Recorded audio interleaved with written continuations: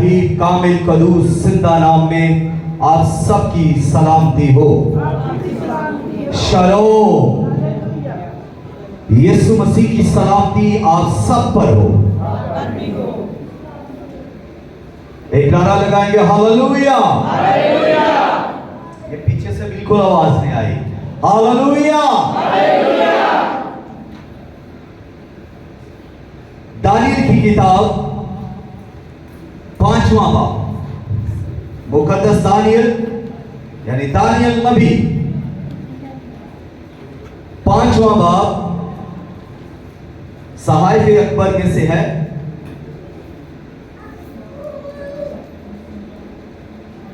Daniel की किताब 5वां बाब,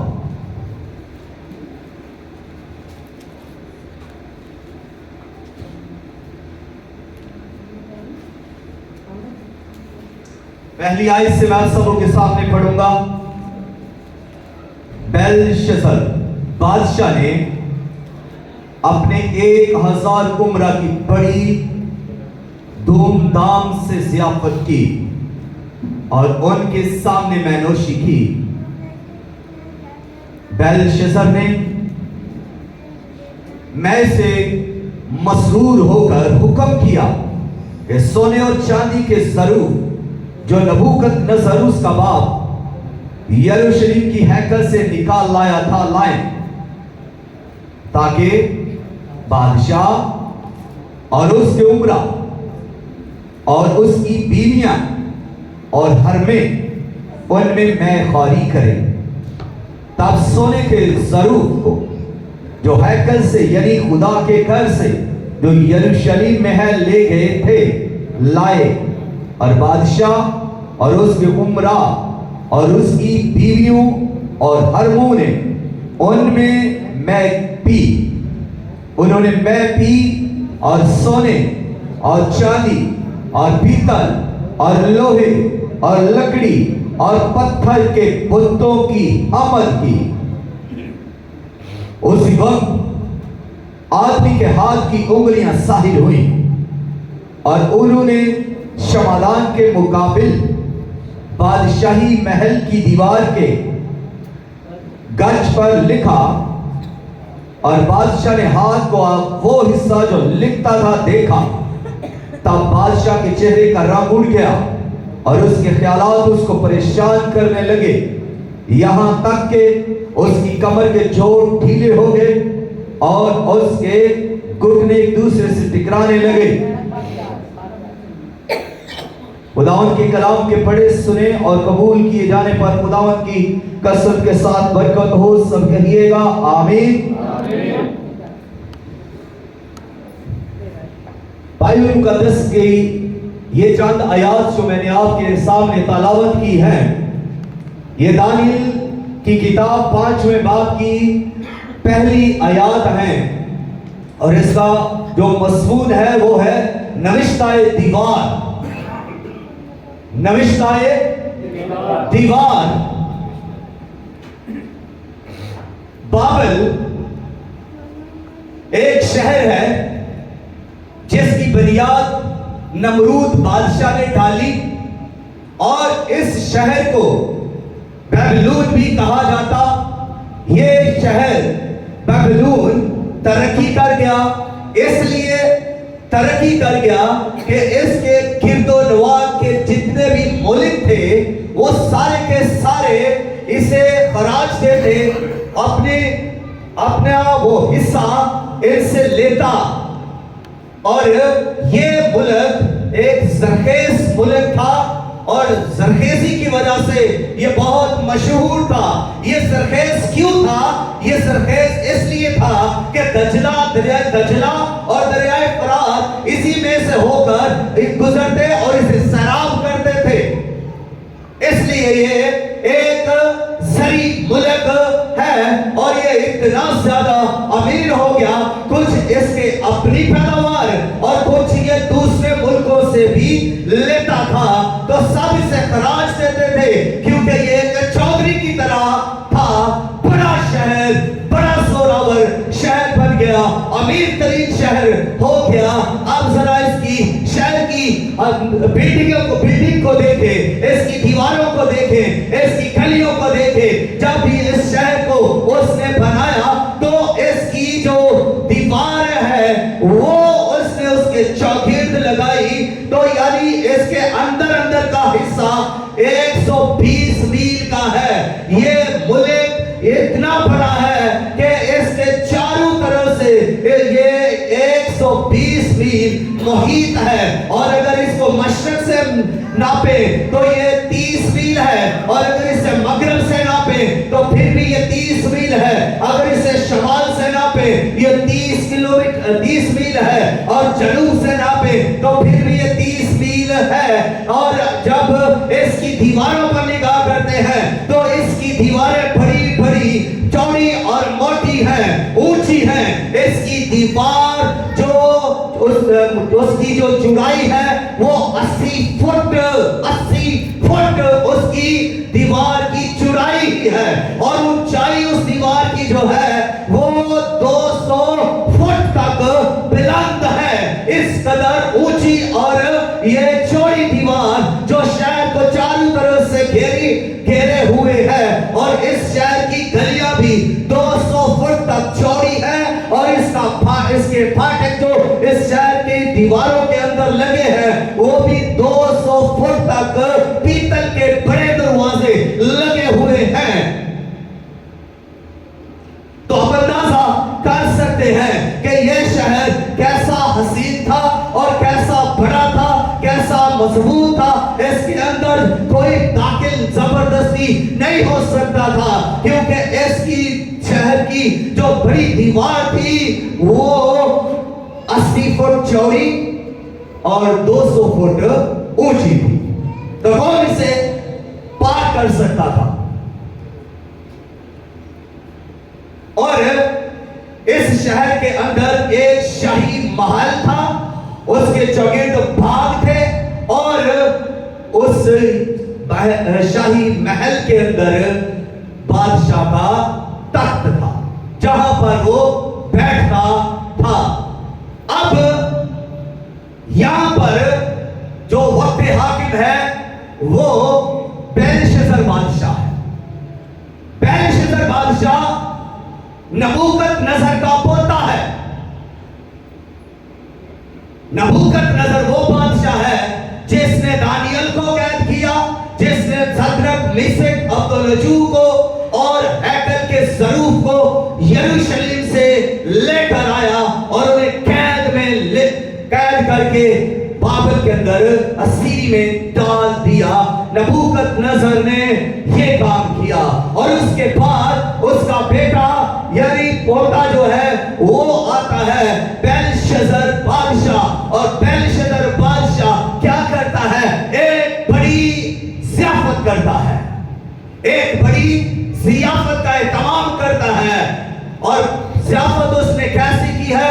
उसने उस ज़ियाफत में 1000 उमरा को बुलाया, यानी जितने भी उस मुल्क के अमीर तरीन लोग हैं, जिनमें फौजी अफसरान हैं, जिनमें डॉक्टर हैं, जिनमें प्रोफेसर हैं, जिनमें बड़े बड़े बिजनेसमैन हैं, उन सबको मदऊ किया गया, उनको दावतनामे भेजे गए, उनके नाम पर दावतनामा लिखा गया, इनविटेशन उन्हें दिए गए, ताकि मुकर्रर तारीख पर बादशाह के महल में एक बड़ी ज़ियाफत है और आपका आना बाइस से मुसर्रत है। और उनको ये इनविटेशन जब दे दिया गया मुकर्रर तारीख पर, इधर महल के अंदर बड़ी ज़ियाफत का इंतजाम शुरू हो चुका है। उधर लोग उसमें आने की तैयारियां कर रहे हैं, बड़े कीमती लिबास खरीदे जा रहे हैं, बड़ी तैयारी हो रही है, बहनें तैयारी कर रही है, औरतों की तैयारी तो कुछ अलग होती है और वो तैयारी कर रही है, भाई भी जो है बड़ी तैयारी कर रहे हैं। और यहाँ पर बादशाह ने जो हुक्म दिया है यहाँ पर इसका अरेंज किया जाए, और उसने शाही महल के अंदर जब ये अरेंज किया, बाग के अंदर तो बड़ा अरेंज कर दिया गया। लाइटें लग गई है, साउंड लग गए हैं, कुर्सियां लग गई है, टेबल लग गए हैं, और लाइटें ब्लिंकिंग कर रही है, लाइटें चमकदार लगाई हुई है, और लाइटों की इस तरह से उसकी डेकोरेशन की गई है और के जबरदस्त नवाया हो, और उसके अंदर एक साउंड यानी डीजे लगा दिया गया और जबरदस्त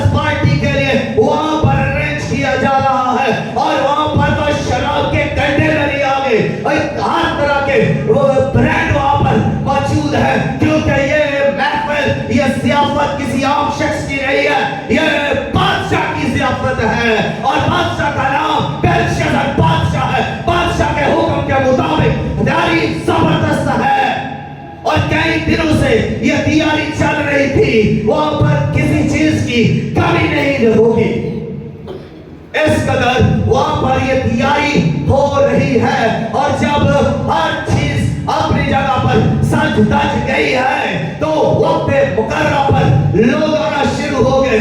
लोग आ रहे हैं, इधर जनाब फौजी साहब आ रहे हैं, ब्रिगेडियर साहब आ रहे हैं, कर्नल साहब आ रहे हैं, अपने खानदान के साथ, यानी अपनी बीवी के साथ, शायद अपने बेटों और बेटियों के साथ भी वो आया है। एक बड़ी कार उधर से आई है और उसमें एक बड़ी फैमिली, एक बिजनेसमैन की फैमिली भी आ रही है और सब वेल ड्रेस है, सब बड़े जोश से भरे हुए हैं कि हम बादशाह की ज़ियाफत में जा रहे हैं और एक जबरदस्त अंदाज पेश कर रहे हैं। जो भी आ रहा है वो अच्छे लिबास के अंदर है, औरतें अच्छे लिबास के अंदर है, भाई अच्छे लिबास के अंदर है, मर्दों की जबरदस्त तैयारी है। ये बड़ी मूछ है और ये जबरदस्त दाढ़ी और ये बाल, हर तरह से उन्होंने अपनी तैयारी कर रखी है। और ख़वातीन को देखें, उनकी तैयारी भी तो अलग है, जबरदस्त है।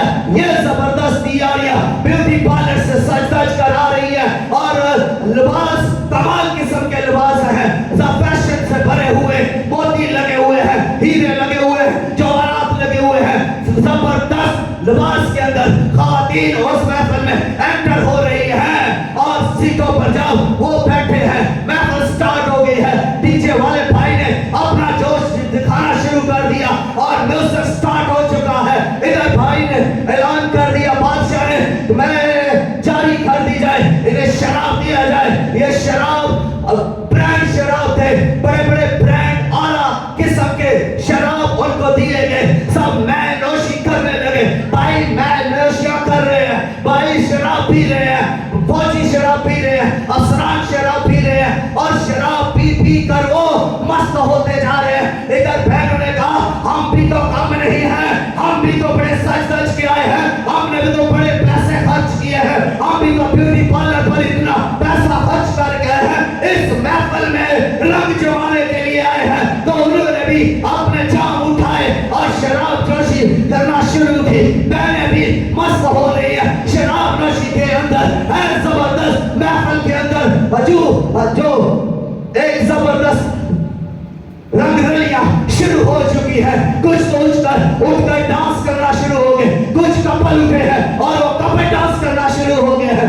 मस्तियां छा गई है, मधुहोशियां बढ़ रही है और होश खो रहे हैं और इम्तियाज खो रहे हैं। और फिर बादशाह ने इम्तियाज खो दिया शराब के आलम में। उसने एक और हुक्म जारी कर दिया। पहले ये था कि इनको शराब पिलाई जाए और ये एक संगीन जुर्म है और ये गुनाह है शराब नोशी करना। इसलिए आगे बढ़ते हुए जब वो शराब पी रहा है तो फिर आगे बढ़ता है और गुनाह के लिए उसने हुक्म दिया कि वो स्वरूप लाओ जो हैकल से उठाकर तुम मेरे बाप ने नबूकदनेस्सर ने जो यरूशलेम की मुकद्दस हैकल से मुकद्दस स्वरूप, मुकद्दस बर्तन, मसाजुदा बर्तन लाए हो, अब वो लेकर आओ, हम उनमें मैनोशी करेंगे, मैं उसमें मैनोशी करूंगा, मेरी बीवियां उसमें मैनोशी करेगी, मेरी हर में उसमें मैनोशी करेगी और ये सारे उम्रा उनमें मैनोशी करेंगे और बर्तनों में शराब पिएंगे। अरे खुदा को भी नहीं छोड़ा, हैकल के ज़रूफ उठा लिए और संगीन जुर्म करना शुरू कर दिया। और यहाँ पर इससे फिर आगे बढ़े हैं, यहाँ भी स्टॉप नहीं हुए, मदहोशियां बढ़ी हुई हैं और अब तो उनके सेंसेस खत्म हो चुके हैं। आगे बढ़ते हुए और गुनाह करते हैं और आगे बढ़ते हुए उनका गुनाह यह है कि वो बुत परस्ती करना शुरू हो गए। गुस्सा पे गुस्सा खुदा को लगा रहे हैं, शराब नोशी कर रहे हैं, खुदा गज़बनाक हो रहा है। और जब उन्होंने हैकल के स्वरूप उठाकर उनमें मैनोशी की है, खुदा गज़बनाक हो रहा है। और जब उन्होंने बुत परस्ती शुरू की, खुदा गज़बनाक हो रहा है। उन्होंने सोने के बुतों की परस्तिश की, उन्होंने चांदी के बुतों की परस्तिश की, उन्होंने लोहे के बुतों की परस्तिश की, उन्होंने पत्थर के लकड़ी के बुतों की परस्तिश शुरू कर दी और उनकी आमद की, उनके लिए खाया, उनके लिए नाचा, उनके लिए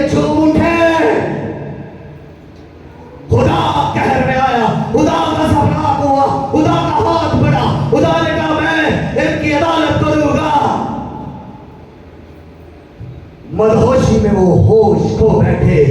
आप लूका की कहानी से भी, लूत की कहानी से भी वाकिफ है। लूत के साथ क्या हुआ? उसकी बेटियां ने शराब नोशी उसे मैं पिलाई, और वो भी तो अपने सेंसेस खो बैठा, वो भी तो अपने होश खो बैठा। उसे भी तो पता नहीं कि ये बेटियां हैं। और दौलत भी इंसान के होश खो देती है।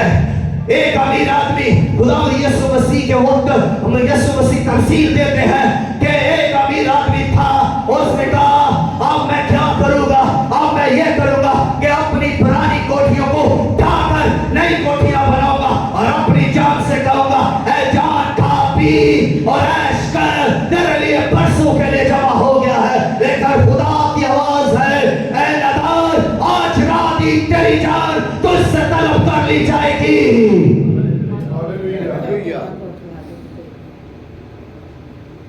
नबूकदनेस्सर बादशाह जो बेलशस्सर का दादा था, बादशाह था, कमांडी था, वो भी अकड़ा हुआ था, वो भी गरूर से मस्त था। उसने जब निगाह की बाबल पर तो उसने कहा क्या ये बाबले आजम नहीं है? इसकी दीवारें, इसके बाग, इसकी बिल्डिंग, ये क्या नबूकदनेस्सर ने नहीं बनाई? क्या मैं इसका मालिक नहीं हूं? क्या ये मेरे बलबूते पर नहीं? कमांड करना शुरू कर दिया। खुदा की आवाज आई, ऐसा ना कह, अगर तू ऐसा कहेगा मिटा कर रख दूंगा। लेकिन उसने भी कमांड के नशे में खुदा को इग्नोर किया।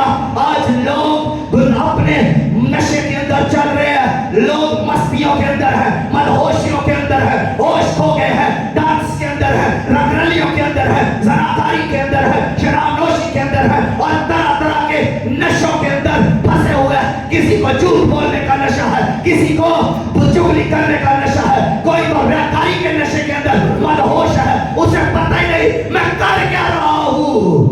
वो जानता ही नहीं है, वो समझता ही नहीं है कि मेरी ये बकवास जो मेरे मुंह से निकल रही है ये है क्या? खुदा गजबनाक होगा, खुदा सजा देगा, वो तुझे और तेरी औलाद को सजा देगा, तेरी औलाद निकाम हो जाएगी। खुदा मिटा कर रख देता है। हस्ती ये उसकी है, आसमान उसका है, जमीन उसका है, और वो इंसानों की मलकत में मुदाखलत करता है, हुकूमत करता है। वो जिंदा खुदा है, वो लिविंग गॉड है, वो सुनता है, वो देखता है, वो जानता है, वो आपके हर उस फेल को जानता है। आपकी फेसबुक को वो देख रहा होता है, आपके व्हाट्सएप के अंदर क्या है वो देख रहा है, आपके लैपटॉप के अंदर क्या है आपको स्टडी करता है, वो देखता है, आपके माइंड की वो स्टडी रखता है, आपके दिल की वो स्टडी रखता है, आपकी जिंदगी के हर एक पहलू को, हर एक ख्याल को वो जानता है, आपकी जिंदगी के हर एक काम को वो खुदा जानता है। तेरा मंसूबा क्या है और तेरा अगला मंसूबा क्या है और उसके अगले तेरा मंसूबा क्या है, खुदा जानता है। और जब खुदा जानता है तो खुदा जो इंसान की ममलकत में हुकूमत करता है कोई उससे बच नहीं सकता। नबूकदनेस्सर ने खुदा को इग्नोर किया, खुदा का हाथ उस पर भी जाहिर हुआ। उसने उसे इंसानों से उठाया, जानवरों में धकेल दिया, वो इंसान की बजाय जानवर बन गया। वो इंसानों की तरह जो शाही खाने खाता था, अब वो जानवरों के साथ रहकर अब घास चल रहा है। अरे उसकी हालत इंसानों जैसी और हैवानों जैसी हो गई। वो 7 साल उस पर गुजर गए। हैवान अकल मारी गई, मां तो मारी गई। अब ना वो उस वक्त होश में आया ना वो अब है। उसी का ये बेटा बेलशस्सर बादशाह ये भी क्या कर रहा है? ये भी कमांड में है, ये भी अपने कमांड के अंदर चूर है, नशे में मदहोश है, और इसको भी बादशाही का नशा है। ये भी किसी की परवाह नहीं करता। अब अगर आप देखे लूसीफर को, वो भी तो घमंडी था, उसने भी तो अपने घमंड को नहीं छोड़ा, उसने भी तो खुदा के खिलाफ बगावत की। मैं खुदा से बड़ा तख्त बनाऊंगा, खुदा की बराबरी करने वालों को खुदा मिटा देता है। नीचे गिराया और आज तक वो गिरा हुआ है और नीचे गिराया उसे और आज वो हम लोगों को तंग कर रहा है। गिरे हुए हमेशा तंग करते हैं। जिनके जमीन गिरे हैं, जो ज़हन से गिरे हुए हैं, जो सोचों से गिरे हुए हैं, जिनके मंसूबे घटिया गैर म्यारी खुदा के खिलाफ, वो क्या करेंगे? वो दूसरों को तंग करेंगे, दूसरों को तंग करेंगे अपनी घटिया सोच की वजह से। शैतान घटिया सोच रखता था, खुदा ने उसे नीचे फेंका, गिरा दिया गया। और ऐसे लोग भी गिरे हुए होते हैं, खुदा उन्हें गिरा देता है। वो कभी फिर उठते नहीं है, शैतान कभी नहीं उठा, क्योंकि वो गिरा दिया गया है, कभी नहीं उठा और ना उठेगा। ऐसे ही इंसान है जो घमंड के आलम में अपनी जिंदगी बर्बाद कर बैठते हैं, खुदा को इश्तिहार दिलाते हैं, खुदा को तैश दिलाते हैं, खुदा गुस्सा करता है, खुदा कहर में आता है, गज़ब जाता है और फिर वो उनको मिटा देता है। बेलशस्सर बादशाह पास ना आया, उसको अपने बाप की सारी कहानी मालूम थी कि मेरे बाप यानी नबूकदनेस्सर के साथ क्या हुआ। उसके बावजूद भी उसने कान नहीं धरा, वो होश में नहीं आया, उसने खुदा की तरफ रजू नहीं किया, उसने फरोख्ती इख्तियार नहीं की, उसने हलीमी को अपने अंदर नहीं लिया। वो हलीम ना हुआ, वो फरोख्त ना हुआ, वो घमंडी ही रहा। वो खुदा का मुकाबला करने लगा। उसने हैकल के ज़रूफ उठाए और उनमें मैनोशी कर रहा है। खुदा गुस्सा गज़बनाक होकर खुदा का हाथ बढ़ा, खुदा का हाथ उसकी अदालत के लिए बढ़ा। दीवार के ऊपर हाथ लिख रहा है, हाथ की उंगलियां लिख रही है। और जब हाथ जाहिर हुआ है, बेलशस्सर बादशाह जो बुतों की पूजा कर रहा था, शराब नोशी कर रहा था, बुतों की पूजा कर रहा था, हमद कर रहा था, अचानक से उसकी नजर उस हाथ पर गई और जैसे ही उसने देखा एक हाथ की उंगलियां लिख रही है दीवार के ऊपर और वहां पर एकदम वो साकर हो गया। वो देखने लगा, उसने गौर किया, ये क्या है, ये कैसा हाथ है, ये क्या लिखा जा रहा है। खामोशी हो गई। डीजे वाले से कहा खामोश, बंद कर डीजे। डांस पार्टी रोक दी गई, शराब नोशी रोक दी गई, बुत परस्ती को रोक दिया गया। एक नया समाज शुरू हो गया और वो खामोशी का था। वो अब सोचो विचार का लम्हा था।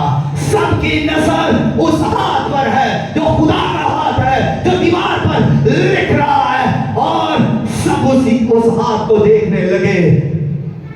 सबके नशे उतर गए, सबकी मनहोशियां खत्म हो गई, सब साकल हो गए, मुंह खुल गए, हैरान हो गए, शस्त्र हो गए।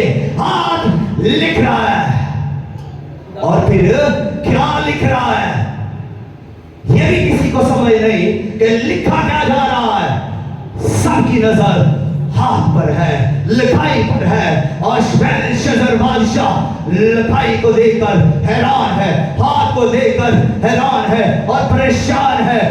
बाइबल में लिखा है कि उसका चेहरे का रंग उड़ गया, वो लालियां खत्म हो गई, वो खुशी से जो चेहरा झलक रहा था मुरझा गया। महफिल की रौनकें खत्म हो गई। खुदा का हाथ जाहिर हुआ है, रौनकें तो खत्म होंगी, सब कुछ खत्म हो गया। बादशाह के चेहरा का रंग उड़ गया और उसके ख्याल उसे परेशान करने लगे। उसके कमर के जोड़ ढीले हो गए, घुटने आपस में टकराने लगे। ऐसे में कौन पांव पे खड़ा रह सकता है? जिनकी कमर के जोड़ ढीले हो वो चल कैसे सकते हैं? हालत उसकी देखिए, अभी तो हाथ जाहिर हुआ है, अभी तो उसके लिए लिखा जा रहा है, अभी तो ये पता नहीं कि लिखा क्या है, अभी तो जानना है कि ये लिखा क्या है। हाथ जाहिर हुआ और बेलशस्सर उस नविश्ते से ज्यादा परेशान है हाथ की वजह से। ये कैसा हाथ है, ये कौन सा हाथ है, ये किसका हाथ है? वो इस हाथ से परेशान है। उंगलियां नजर आ रही हैं, बाजू नजर नहीं आ रहा, बंदा नजर नहीं आ रहा, सर नजर नहीं आ रहा, दांत नजर नहीं आ रहा, सिर्फ उंगलियां हाथ की नजर आ रही हैं, लिख रही हैं। वो इसको देखकर हैरान है, शिस्त है, परेशान है, घबरा गया है और जो ढीले हो गए हैं, टूटने टकरा रहे हैं, डर और खौफ की आलम में उतर चुका है। उसे उठाकर ले गए उसके खाबगाह में, उसके कसर में, उसके फैक्ट्री में, और एक हुक्म जारी हुआ, बुलाओ भाई सब मुल्क के सब नजूमियों को बुलाओ, फालगीरों को बुलाओ, साहरों को बुलाओ, जादूगरों को बुलाओ और सब लोगों को, पढ़े लिखे आलिमों फासलों को बुलाओ ताकि इसको पढ़े। ये लिखा गया है, अब इसको पढ़े। ना तो कोई फालगीरी से पढ़ सका, ना कोई नजूमी से पढ़ सका, ना कोई फाजली से पढ़ सका, ना कोई आलम पढ़ सका, ना कोई जादूगरी से पढ़ सका, ना कोई साहिर से पढ़ सका, फिर कौन से पढ़ेगा?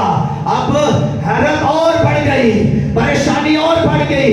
अरे ये भी नहीं पढ़ सके तो फिर ये इसे कौन पढ़ेगा? ये लिखा क्या गया है? बादशाह और घबराहट के अंदर है और डर रहा है, खौफदारी हो चुका है। और ऐसे आलम में जब वो बादशाह घबराया हुआ है, उसके उमरा घबराए हुए हैं कि कौन इसे पढ़ेगा, अब क्या होगा? तो बादशाह की मां वहां पर आई और उसने कहा, बादशाह चीता है, दुआएं काम नहीं आती, माओ की दुआएं भी काम फिर नहीं आती। जब खुदा का हाथ जाहिर होता है, खुदा ने तो उसकी ममलकत का और उसकी जिंदगी का हिसाब कर दिया है, फिर कोई पादरी की दुआ भी कामयाब नहीं है, फिर किसी बिशप फादर की दुआ भी कामयाब नहीं, किसी माँ या बाप की भी दुआ नहीं लगेगी। उसने कहा, बादशाह जीता रहे। कहां जीता रहे? अब तो हाथ जाहिर हो चुका है, अब तो फैसला हो चुका है, अब तो तेरे लिए लिख दिया गया है।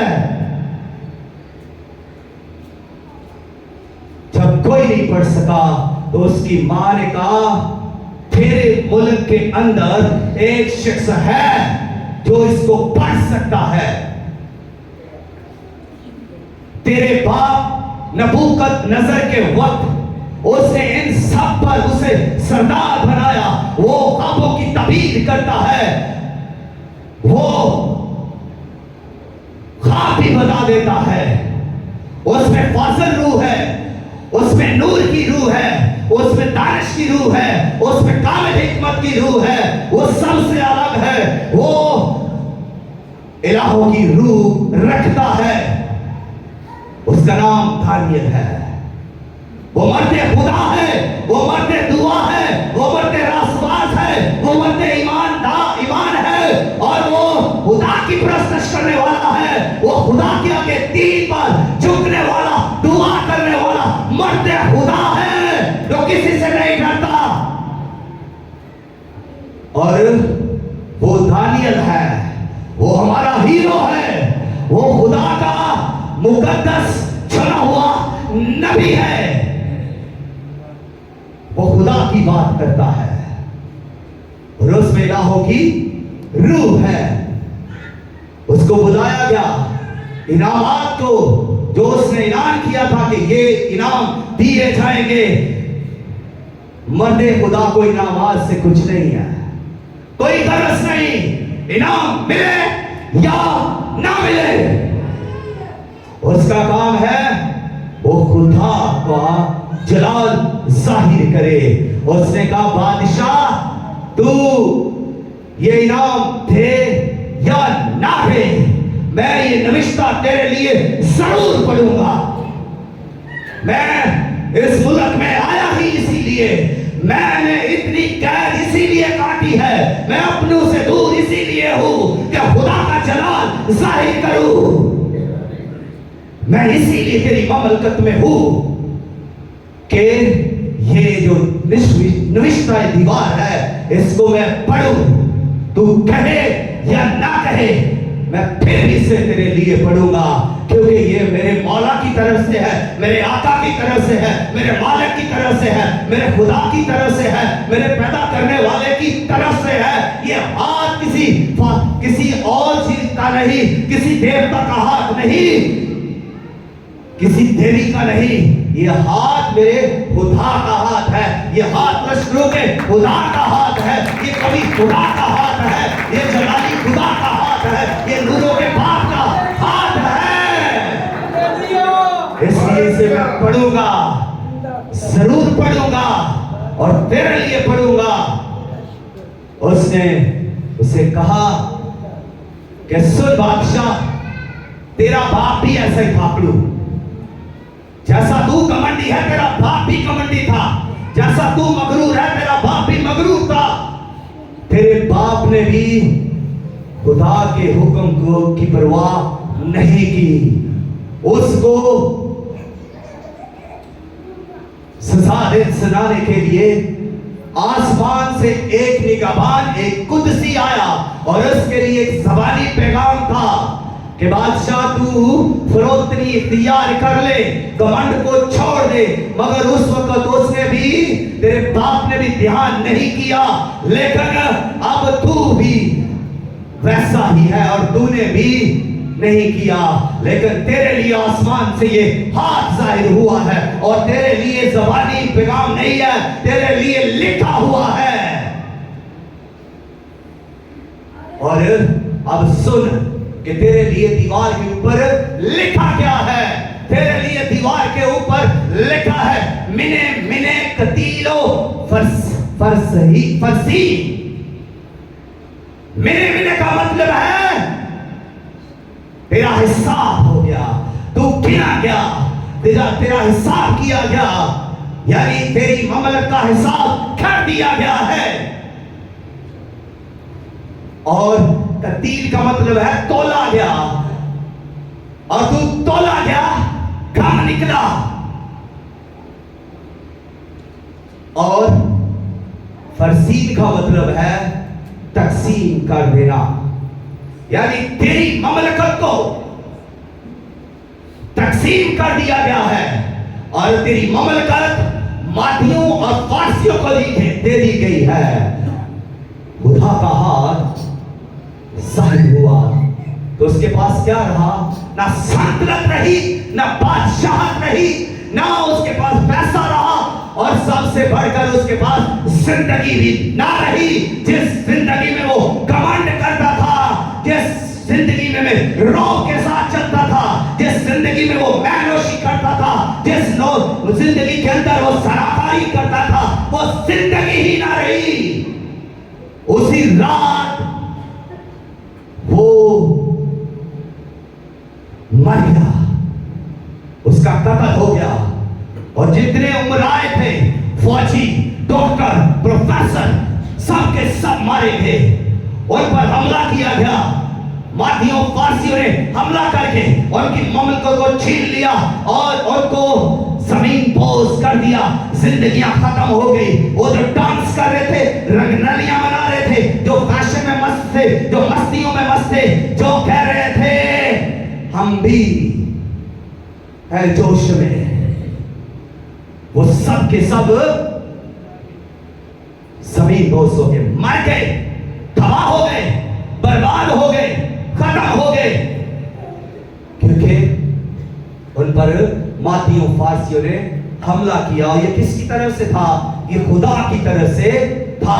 खुदा जिसको चाहे उठाए, जिसको चाहे गिराए।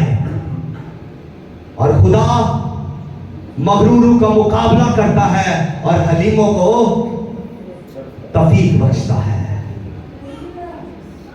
मादियों फारसों को वो हुकूमत दे दी गई। और बाइबल के अंदर लिखा है